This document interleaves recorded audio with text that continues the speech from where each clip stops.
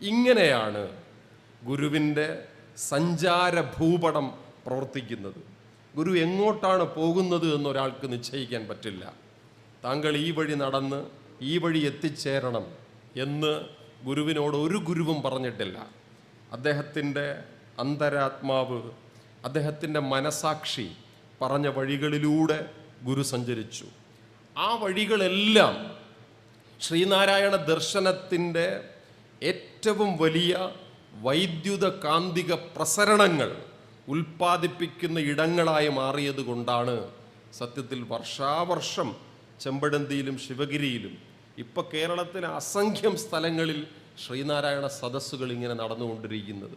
ഇത് ശ്രീനാരായണ ദർശനത്തിന് മാത്രം അവകാശപ്പെട്ട അസുലഭമായ ഒരു ശക്തിവിശേഷമായിട്ടാണ് ഞാൻ കാണുന്നത്. ഇവിടങ്ങളിലൊന്നും ഭേദബുദ്ധിയുള്ളതായി എനിക്ക് തോന്നുന്നില്ല. ഇവിടങ്ങളിലൊന്നും മതവിദ്വേഷം പ്രസരിപ്പിക്കപ്പെടുന്നതായി എനിക്ക് തോന്നുന്നില്ല. ഈ ചർച്ചകൾ നടക്കുന്ന ഒരിടത്തും വൈജ്ഞാനിക ധാരകളോട് വെറുപ്പ് പ്രഖ്യാപിക്കുന്നതായി എനിക്ക് തോന്നുന്നതേയില്ല. ഗുരു ഇങ്ങനെയാണ് ഓരോ സ്ഥലത്തേക്കും എത്തിച്ചേർന്നിട്ടുള്ളത്. ഗുരു പെരുങ്ങാല കൊച്ചുനാരായണൻ വൈദ്യരോട് ഇങ്ങനെ പറഞ്ഞിട്ടുള്ളതായി മുലൂർ കേട്ടിട്ടുണ്ട്. ഗുരു എങ്ങനെ സഞ്ചരിക്കുമെന്ന് നമുക്ക് പ്രഡിക്റ്റ് ചെയ്യാൻ പറ്റില്ല. തീരെ ചെറുപ്പത്തിൽ പോലും നാണു എങ്ങോട്ടാണ് പോകുന്നതെന്ന് ഒരാൾക്ക് പറയാൻ കഴിയില്ല. ഒരിക്കൽ നാണുവിനെ കാണാതെ വിഷമിച്ച് ഒരു മുത്തശ്ശിയുടെ മരണത്തിന് ശേഷം പിറ്റേന്ന് നാണുവിനെ കാണാൻ പറ്റുന്നില്ല.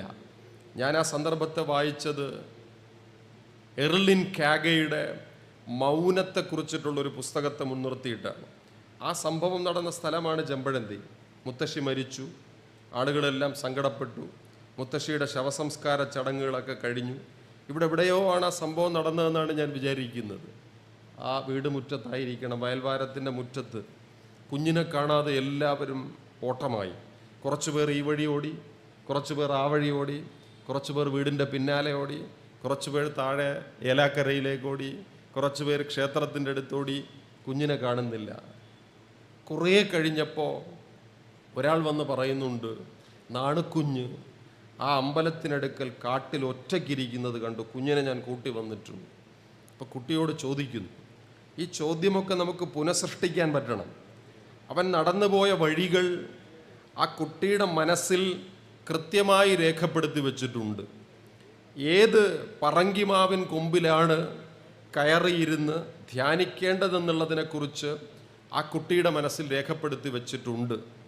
പണ്ട് മേൽപ്പത്തൂർ നാരായണ ഭട്ടതിരിപ്പാട് അദ്ദേഹത്തിന് അസുഖം വന്ന കാലത്ത് ദേവീസ്തോത്രങ്ങൾ ഉദ്ധരിച്ചും ശങ്കരാചാര്യ കൃതികൾ ഉദ്ധരിച്ചും മരണത്തെ തന്നെ ഉപാസിച്ചും എങ്ങനെ രോഗത്തെ ഭേദമാക്കി എന്ന് നാം വായിക്കുന്നത് പോലെ ഏത് മരക്കൊമ്പിലിരുന്ന് ഏത് സ്തോത്രമാണ് ചൊല്ലേണ്ടതെന്നുള്ളതിനെക്കുറിച്ച് ഈ കുഞ്ഞു നാണുവിനറിയാം. അപ്പോൾ നാണുവിനോട് വീട്ടുകാർ ചോദിച്ചു, നീ എവിടെ പോയിരുന്നു? ഞാൻ കാട്ടിൽ പോയി ഒറ്റയ്ക്കിരുന്നു. നിനക്ക് പേടി തോന്നിയില്ലേ? ഞാനെന്തിന് പേടിക്കണം? നീ എന്തിന് ഞങ്ങളോടൊന്നും പറയാതെ കാട്ടിൽ പോയിരുന്നു? ഇത് നാം നമ്മുടെ കുഞ്ഞുങ്ങളോട് ചോദിക്കാറില്ല. അപൂർവം കുട്ടികളോട് മാത്രമേ ഇങ്ങനെ ചോദിക്കാൻ മാതാപിതാക്കൾക്ക് അവസരം കിട്ടൂ. കാരണം പിൽക്കാലത്ത് വളരാനിരിക്കുന്ന വളർച്ചയുടെ ആ സ്ഫുരണങ്ങൾ ഈ കുട്ടിയിൽ പ്രത്യക്ഷപ്പെടുന്നത് എങ്ങനെ എന്ന് വെളിപ്പെടുകയാണ്. ഭഗവാൻ കൃഷ്ണൻ്റെ കഥയിലുണ്ടല്ലോ, വാ തുറന്നപ്പോൾ അണ്ഡകടാഹം മുഴുവൻ ആ കുഞ്ഞിൻ്റെ വായയിൽ കാണുന്നതിനെക്കുറിച്ച് പറയുന്നുണ്ട്. ഒരു മഹാപ്രതിഭ രൂപപ്പെടുന്ന സന്ദർഭമാണിത്. ഒരുപക്ഷെ പിൽക്കാലത്ത് മലയാളത്തിലെ ഏറ്റവും വലിയ എഴുത്തുകാരിൽ ഒരാളായി മാറിയ വൈക്കം മുഹമ്മദ് ബഷീർ അദ്ദേഹത്തിൻ്റെ ചില കൃതികളിൽ തൻ്റെ കുട്ടിക്കാലത്തെ ഈ അനുഭവങ്ങളെ രസകരമായി വർണ്ണിച്ചിട്ടുണ്ട്. വൈക്കം സത്യാഗ്രഹ കാലത്തെ ഒരു സംഭവമാണത്. വീട്ടിൽ ബഷീറിനെ കാണാതെ അമ്മ അസ്വസ്ഥപ്പെട്ടിരിക്കുമ്പോൾ കുറേ നേരം കഴിഞ്ഞ് ബഷീർ തിരിച്ചു വന്നു.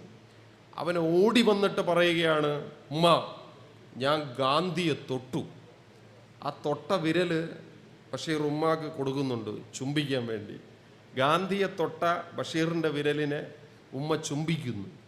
ഇത് ചരിത്രത്തെ കുട്ടിയായ ഞാൻ സ്പർശിക്കുമ്പോൾ അനുഭവിച്ച അനുഭൂതിയെക്കുറിച്ച് ഒരു മാതാവിന് പറഞ്ഞു കൊടുക്കുകയാണ്. ഇത് തിരിച്ചറിയാൻ നമ്മുടെ കാലത്തെ മാതാപിതാക്കൾക്ക് കഴിയുന്നുണ്ടോ എന്നതാണ് പ്രധാനപ്പെട്ട കാര്യം. കുഞ്ഞ് വാ തുറന്നിട്ട് ഇതാ അണ്ടകടാഹമെന്ന് പറയുമ്പോൾ, നീ പേ പറയുകയാണ് എന്ന് പറയുമ്പോൾ കൃഷ്ണൻ്റെ ബാല്യകാലത്തെ കാണാൻ അമ്മയ്ക്ക് പറ്റുന്നില്ല. കുഞ്ഞ് നാണുവിനോട് എവിടെ പോയിരുന്നു എന്ന അമ്മയുടെ ചോദ്യം. നാണു പറയുന്നത് അസാധാരണമായൊരു ദർശനമാണ്. അമ്മ, മുത്തശ്ശി മരിച്ച സമയത്ത് നിങ്ങളെല്ലാം ഇവിടെ ഇരുന്ന് കരയുകയായിരുന്നു. നിങ്ങളുടെ കരച്ചിൽ കണ്ട് എനിക്കും വന്നു സങ്കടം. പക്ഷേ മുത്തശ്ശിയുടെ ശരീരത്തെ അടക്കം ചെയ്യാൻ എടുത്തുകൊണ്ട് പോയതിന് ശേഷം ഇവിടെ മുറുക്കാൻ തീറ്റയും തമാശ പറച്ചിലും വെടിപറച്ചിലും നിങ്ങളുടെ പൊട്ടിച്ചിരിയും അട്ടഹാസവും കേട്ടപ്പോൾ എനിക്ക് എൻ്റെ സങ്കടം ഇരട്ടിച്ചു. നിങ്ങളെല്ലാം കള്ളം കാണിക്കുന്നവരാണ്, അതെനിക്ക് സഹിക്കാൻ പറ്റിയില്ല. പക്ഷെ എൻ്റെ സങ്കടത്തെ ഞാൻ ആരോട് പറയും എന്നതാണ് ചോദ്യം. ഇതിനാണ് ഞാൻ എർലിൻ കാഗയെ വ്യാഖ്യാനിക്കാൻ എടുക്കുന്നത്. സത്യത്തിൽ അപാരമായ മൗനത്തെ, അസാധാരണമായ ഏകാന്തതയെ തൻ്റെ ശരീരത്തിലേക്ക് ആവഹിക്കാനും സംവഹിക്കാനും അതിനോട് സംവദിക്കാനും കഴിയാത്ത ഒരു പ്രതിഭയ്ക്ക് ഇത്രയും നേരം ഏകാന്തമായി ഇരിക്കാൻ പറ്റില്ല. ഗുരു അവിടെ ഇരുന്നത് 1-2 മിനിറ്റല്ല, മണിക്കൂറുകൾ ഈ കുട്ടി അവിടെ ഇരുന്നു എന്ന് പറഞ്ഞാൽ അതിനർത്ഥം ആ കുഞ്ഞിൻ്റെ ചെറുപ്പകാലത്തു തന്നെ ഈ ദർശനത്തെ പറയാൻ കഴിയുന്ന പക്വത അദ്ദേഹത്തിൽ ഉണ്ടായിരുന്നു എന്നാണ് അർത്ഥം. അതുതന്നെയാണല്ലോ ഒരു 10-18 വയസ്സായ കാലത്ത്, അക്കാലമായപ്പോഴേക്കും ഗുരു കുറെ കൂടി പക്വമായി. 18 വയസ്സുകാലത്ത് വസൂരി ബാധിച്ചപ്പോൾ ഏറെ നാൾ അദ്ദേഹത്തെ കാണാതായി. പക്ഷേ വീട്ടുകാർ അന്വേഷിച്ചില്ല. അന്വേഷിക്കാത്തതിനൊരു കാരണമുണ്ട്. നാണുവിനൊരു സ്വഭാവമുണ്ട്. അദ്ദേഹം ഇടക്കിടയ്ക്ക് പറയാതെ ബന്ധുവീടുകളിലേക്ക് പോകും. അങ്ങനെ അഞ്ചുതെങ്ങിലേക്കും കായിക്കര ഭാഗത്തേക്കുമുള്ള ബന്ധുവീടുകളിലേക്ക് അലഞ്ഞു തിരിഞ്ഞിട്ട് 2-3 ദിവസം കഴിഞ്ഞ് ഇദ്ദേഹം തിരിച്ചു വരും. പക്ഷേ കുറേ നാളുകൾ കഴിഞ്ഞ് തിരിച്ചു വന്ന നാണു പറയുകയാണ്, ഞാൻ ഈ പരിസരങ്ങളിലൊക്കെ തന്നെ ഉണ്ടായിരുന്നു, ഞാൻ ഏകാന്തമായി ആ ക്ഷേത്രത്തിലുണ്ടായിരുന്നു, എനിക്ക് വസൂരി ബാധിച്ചിരുന്നു. അപ്പോൾ അദ്ദേഹത്തിൻ്റെ അമ്മാവന്മാരായ വൈദ്യർ, കൃഷ്ണൻ വൈദ്യരടക്കം സ്വാമിയോട് ചോദിക്കുന്നുണ്ട്, നീ എന്ത് ഔഷധം കഴിച്ചിട്ടാണ് നിന്റെ അസുഖത്തെ ഭേദപ്പെടുത്തിയത്? അതേതാണെന്ന് കൃത്യമായി എനിക്കറിയില്ല. പക്ഷേ ഞാൻ എൻ്റെ രോഗത്തിൻ്റെ പീഡ എന്ന് പറഞ്ഞാൽ അതിൽ ട്രോമയാണ്. ഒരു പ്രതിഭ തൻ്റെ ശരീരം നേരിടുന്ന വേദനയെ എങ്ങനെ അഭിമുഖീകരിക്കുമെന്നും ആ വേദനയെപ്പറ്റി എങ്ങനെ മറ്റൊരാളോട് പറയുമെന്നും അറിയാൻ നമ്മൾ ചിലപ്പോൾ ലിറ്ററേച്ചറിലേക്ക് സഞ്ചരിക്കേണ്ടി വരും. അതിലൊരു ഉദാഹരണം വയലാർ രാമവർമ്മ എഴുതിയിട്ടുള്ളൊരു കാര്യമാണ്. വയലാറിൻ്റെ യൗവനകാലത്ത് അദ്ദേഹത്തിൻ്റെ ശരീരമാസകലം ഒരു പ്രത്യേക അലർജി പിടിപെടുകയുണ്ടായി. വല്ലാത്ത വേദനയാണ്. അപ്പോൾ വയലാർ പറയുന്നുണ്ട്, വീട്ടിലിരുന്നാൽ കേൾക്കാം പുറത്ത് സ്വാതന്ത്ര്യ സമരവും കൊടുമ്പിരി കൊള്ളുകയാണ്. എനിക്ക് വീട്ടിലിരുന്നിട്ട് ഇരിക്കപ്പുറത്ത് കിട്ടുന്നില്ല. എനിക്ക് വല്ലാത്ത വിഷമമുണ്ട്. എന്തുകൊണ്ട് എനിക്ക് പുറത്തേക്ക് പോകാൻ പറ്റുന്നില്ല? ഇത് വയലാർ ഒരു കത്തിലൂടെയാണ് നമ്മളെ അറിയിക്കുന്നത്. ലളിതാംബിക അന്തർജനത്തിന് എഴുതിയ കത്താണ്. എൻ്റെ സഹോദരിയായ ലളിതാംബിക അന്തർജനമേ, ഞാൻ ഈ വീട്ടിൽ നിന്ന് അനുഭവിക്കുന്ന അസ്വസ്ഥത എനിക്ക് പറയാൻ പറ്റുന്നില്ല. വേദനയെ ഞാൻ അതിജീവിക്കും.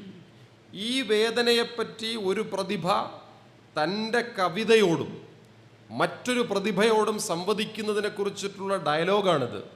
ഇതാണ് ശ്രീനാരായണൻ തൻ്റെ അമ്മാവന്മാരോട് പറയുന്നത്. എൻ്റെ ശരീരത്തിൽ വസൂരിയുടെ പാടുകളുണ്ടായിരുന്നു, വസൂരിയുടെ വേദനയുണ്ടായിരുന്നു. നീ ഇതെങ്ങനെ അതിജീവിച്ചു?